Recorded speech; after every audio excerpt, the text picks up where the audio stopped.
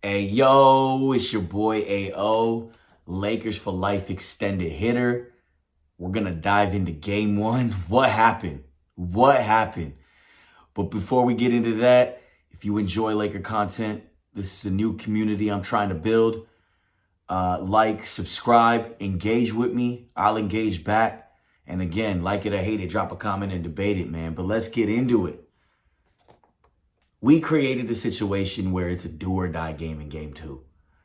And I'll be honest with you, I did not expect us to come out the way we did, even though we knew that Minnesota was going to be a tough series and they posed their own strengths. But everything that could possibly go wrong for LA happened in game one.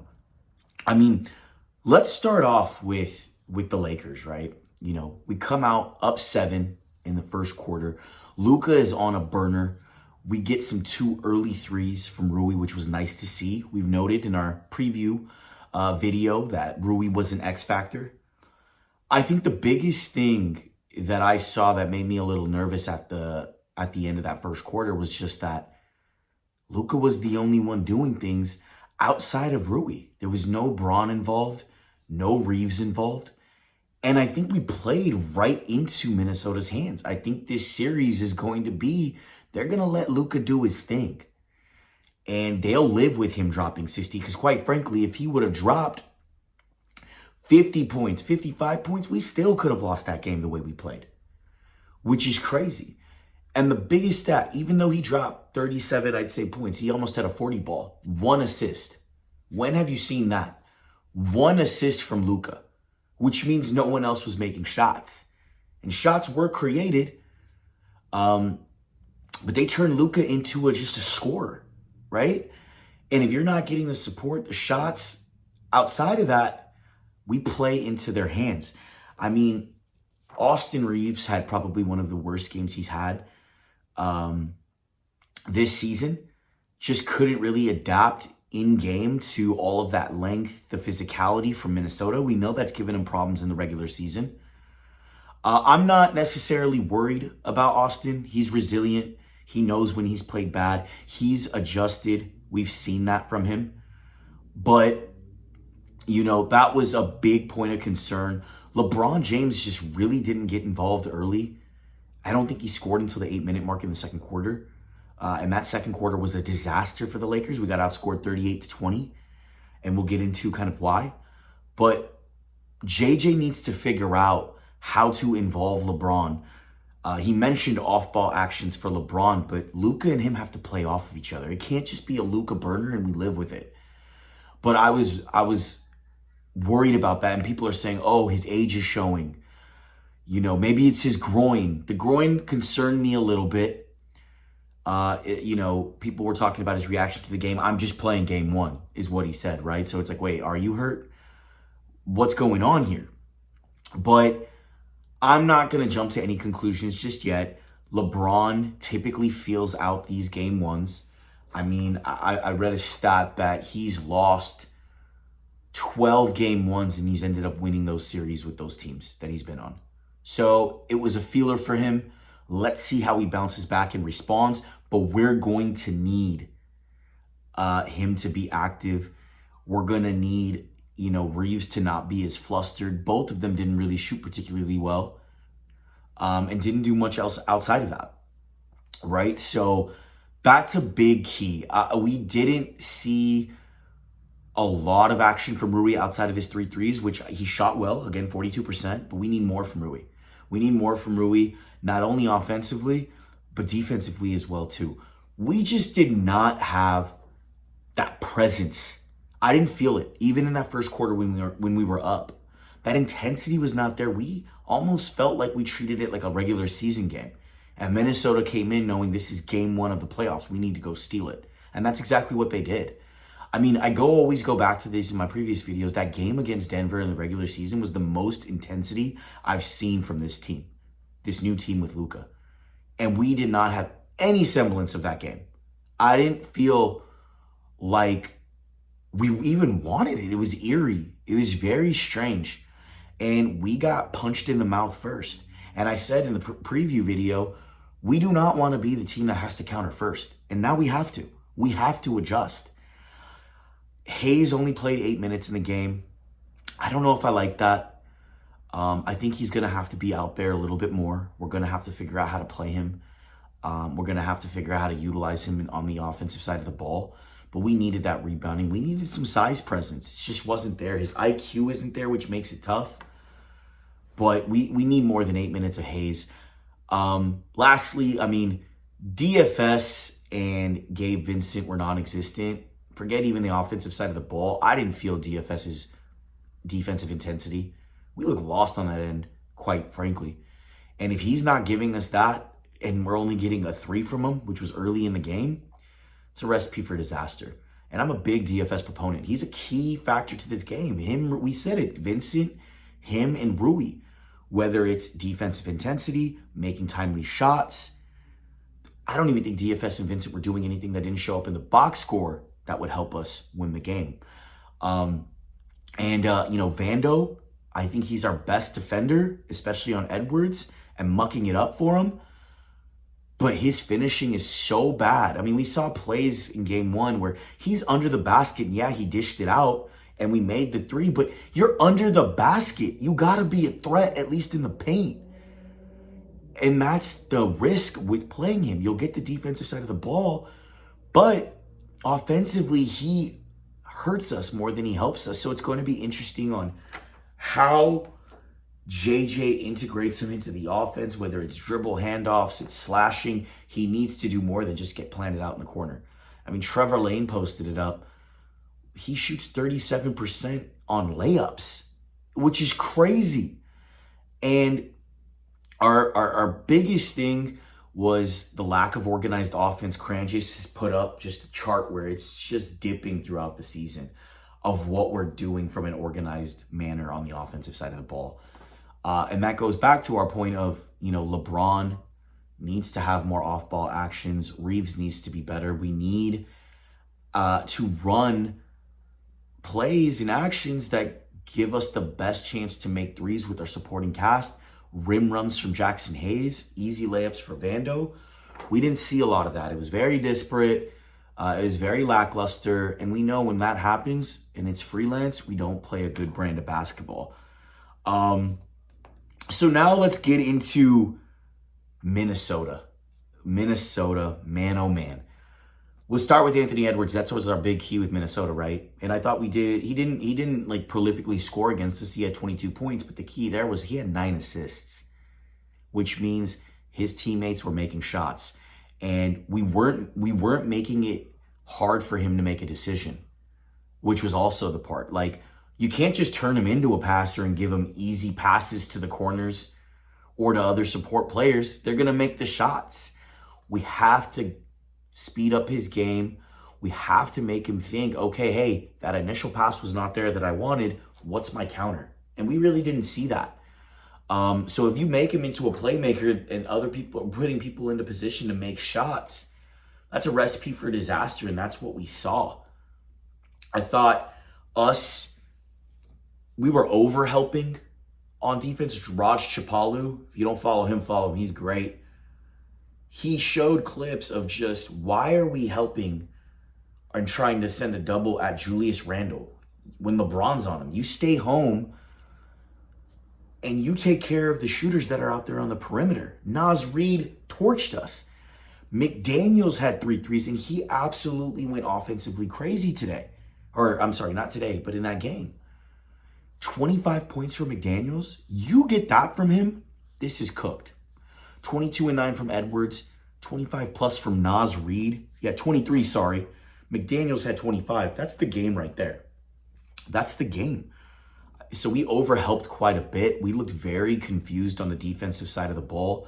Our help and recover was not on point at all. And Dante DiVincenzo and Nod didn't even have a good game.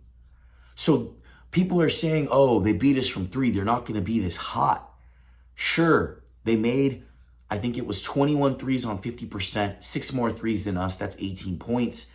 But we gave them very good looks. It wasn't like they were making contested hard threes. We gave them good looks. This is what we were seeing in the season where we let players kind of shoot, we bait them into shooting.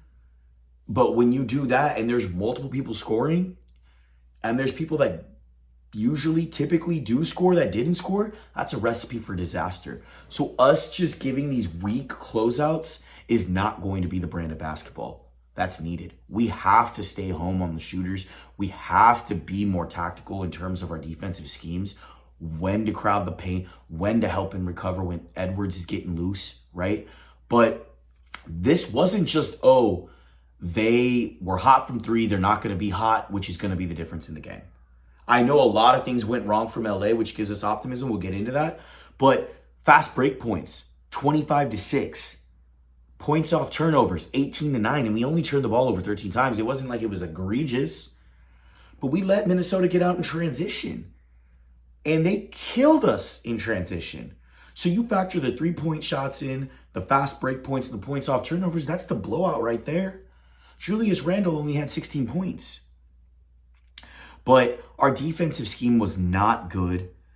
And, our defensive intensity just was not there from the jump. And if we don't have that intensity, this is cooked. This is cooked. So I hope that was a feeler game. And I hope we get back into the mix. We come out with a different mindset. But if we get into our solutions, that was the game one recap. So again, a lot of things went wrong from LA. And I think there's stuff that can be fixed. I'm not saying that we're done, we're cooked. So many overreactions on social media. But there is causes for concern. And game 2 is now a do or die situation. If we lose game 2, we're now talking about Minnesota beating us in 4 or 5 games, which is a huge swing from the prediction we gave of Lakers in 6, right? So what do we need to do differently? 1, we need to come out with a better defensive game plan. And again, it's still rooted in what we were talking about. You have to make things difficult for Edwards in terms of the looks he's getting, right? I thought he didn't score the ball, but even when he's driving, you gotta make him resort to the second option, not the first. Us leaving the corners open is not going to work in game 2. They shot 9 for 12 from corner threes, right? So you can't give them quality looks and just say, oh, they're not gonna hit them. It's not going to work because there were people, again, on that team that make threes that didn't make threes, right? So we need to have a better defensive game plan. We can't overhelp. We got into some really bad habits, lazy switches or just switching to switch and helping when we didn't need to help. You need to be more disciplined, and we need to see that from DFS. We need to see that from Rui. We need to see more continuity on the defensive end. It was not there. It was not the defense that we saw when we were at the top of the league during that great stretch, right? Again, you can't make stars out of role players, and it went to McDaniels. He can't drop 25 points next game. No role player should be doing what he did, right? Even if it's in the small ball lineups. And he mentioned, I'm the biggest player out there when Hayes is not there. Biggest meaning tallest, but he can't do that. He cannot do that. So we need to have a defensive scheme and lock in a little bit more. I just don't think we came out with very much intensity. Quite frankly, you up that intensity, you play more disciplined. I think we'll be okay on that end. But that needs to step up. That's number 1. Number 2, they want Luka to score 50. And that can't happen. We need more variation on the offensive end. We need to pick up the pace. We didn't get out in transition. That's our bread and butter. That's what gets LeBron going. That's what gets Reeves going. That's how we get open threes that we make in transition, right? We got to pick up the pace. I know the playoffs is a half-court game, but Minnesota got out. And that could have been because of our laziness, but we need to up the pace. We are good in transition. LeBron is not going to be this guy that's going to create just off the dribble as an initial playmaker, right? I don't think that's happening this series or for the playoffs for that matter. Not that that's a huge concern. We need to get him roles. We need to get him secondary playmaking opportunities when the defense is shifting so that he can get to the basket, right? We need to get him out in transition so we can get some easy layups. We can't just have him settling for threes, which is what he did. And I don't think it was just on him. I think it was just the lackluster offense that made him settle for those types of shots. So we need more offensive action, organized offensive action. We need more support. You know, we need to give opportunities for DFS, Vincent to hit shots. I think DFS and Vincent only shot 3 threes apiece. They are our anchors on the defensive end. But we need better offensive generation. And Reeves and LeBron have to be better. If they put up another showing like they did in game 1, again, it's over. We did not have 3 of the top 5 players in the game on game 1. I think Minnesota had 4 of the top 5. Reeves and LeBron and Luka have to be 3 of the best 4 players in this series, and we didn't see that, right? So that's areas for optimism. We know LeBron's going to have a better game. Reeves is going to have a better game, and that's essential, right? So that's where we can be optimistic. And then when we get into, we don't have a lot of variation in terms of our personnel. I mean, JJ Redick ran 8 deep, and that's about how much we're going to go. Maybe Goodwin, doses of him, maybe Connect. I don't know. But I think we're going to need to see more Vando. We're going to have to get him involved offensively in some play action. We can't just plant him in the corner because that's going to just feed into what Minnesota wants us to do, right? So JJ's got to work on that. But he does muck up the defense, and that's huge. That's huge. So we need to figure that out, whether it's even him diving to the basket for offensive rebounds to give us extra possessions. He needs to be involved offensively, but I think he needs more minutes. We need that defensive activity. And I think Hayes got to play a little bit more too. 8 minutes is not going to cut it. We need to be bigger. And we have players that can help with that. It's not like we don't. But JJ's got to figure out the game plan to optimize them in the way that they should be optimized, right? So I think that's the other biggest thing. You can't let Minnesota get out in transition the way they do. We got to take care of the ball. Points off turnover is big for us. So what is it? If you've made it this far into the video, what's your key to the game? You made it this far. Drop the comment. What's your key to the game 2? Right? I gave you 3. What am I missing? But I will say, game 2 again is do or die. This is a must win. I don't care what anyone says. You lose game 2, this series is absolutely over. Absolutely over. So let's see what Laker team we get. Like it or hate it, drop a comment and debate it.